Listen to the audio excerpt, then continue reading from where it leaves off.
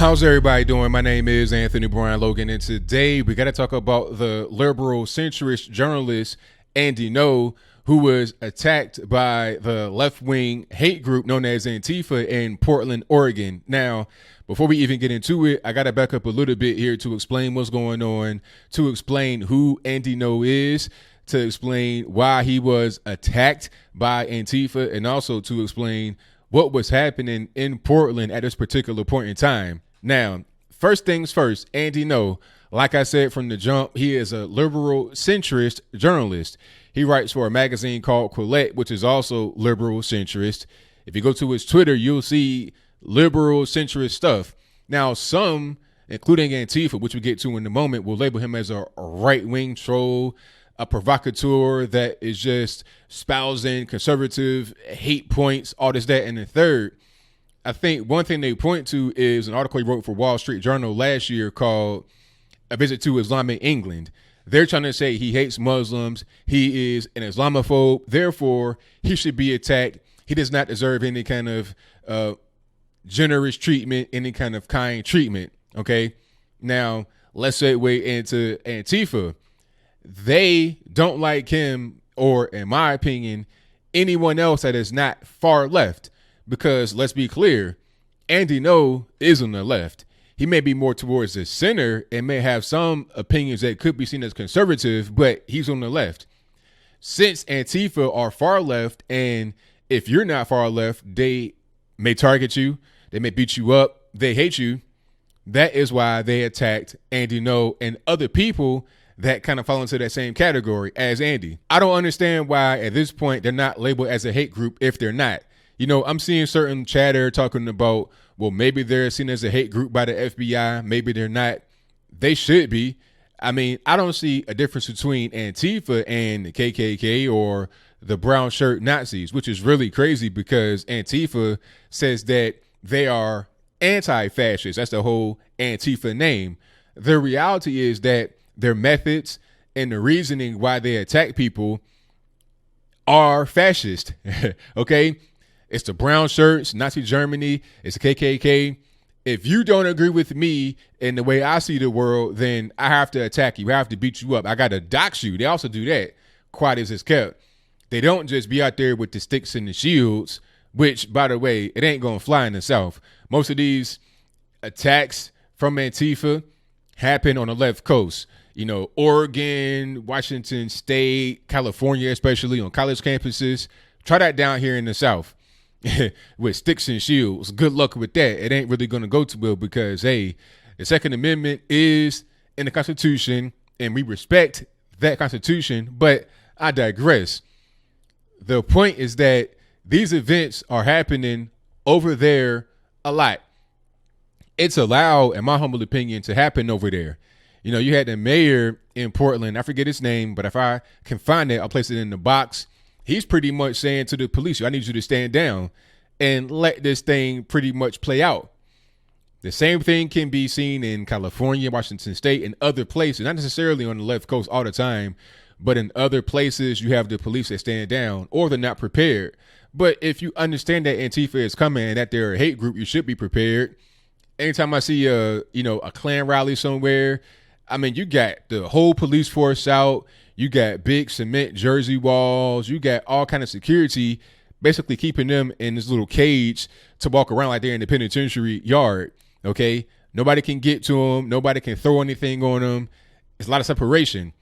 But Antifa has Facebook pages, Twitter pages, and they tell you, yo, we're coming. And where's preparation? Where's the actual getting ready for these individuals to come? I don't really see much of that. I feel like it's allowed in the left coast and other parts of the country because they don't see them as a terror group or a group that could really cause some serious harm. It's pretty simple. But like I said, try to come down here to the South with that stuff. It ain't really going to go too well for you. It's mostly over there on the left. Now, what they did to Andy Ngo was they had quote unquote milkshaked him. That became popular because of what was happening over in UK. People like Nigel Farage and others got milkshaked. But the problem is some people were lacing their quote unquote milkshakes with Quick Read. That's a quick drying cement substance. And that was causing serious problems.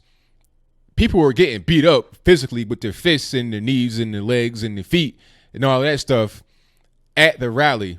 Andy Ngo, his face was just totally beat up. So if you're throwing so-called milkshakes on open wounds, and you're lacing it with quick-rete or whatever else you want to find, who knows? I mean, you got a lot of drugs out there, a lot of junkies, a lot of dope fiends out there protesting. You don't know what they're doing. I wouldn't want to be out there. They could be filling the so-called milkshake with, human waste, human byproducts. I don't want any of that to get on me. But anyway, the issue is that they're getting beat up and really assaulted in a way that hospitalizes them. You got some idiots online trying to downplay it, talking about, oh, well, it was just a milkshake and silly string, boo-hoo, you're a conservative grifter trying to get money. Let's talk about the money right quick before we wrap on up. He did have some kind of GoFundMe. I think it's still out there, and it's to protect him. Basically, you need medical treatment. How much is that going to cost? I heard he had a brain bleed after they beat him up. How much does that cost for an ER visit to treat your brain for an injury? And you have a lawyer. How much does a lawyer cost? These things aren't free. Why call him some kind of grifter? People enjoy his content. And if he's getting beat up, you got to have money to be able to protect yourself. If I were him, I would hire security with that money and also pay my medical bills and stuff like that. All right. And the thing is, he was just there covering the event the same as anybody else, the same as a Lester Holt, or anybody from CNN, ABC, Fox, or whatever. You're not going to punch, a Fox News contributor in the face during a rally. You're not going to throw quick-rete on their head. So why Andy Ngo? It doesn't make any sense. They attack those who they think are weak physically or weak because they have no actual company behind them.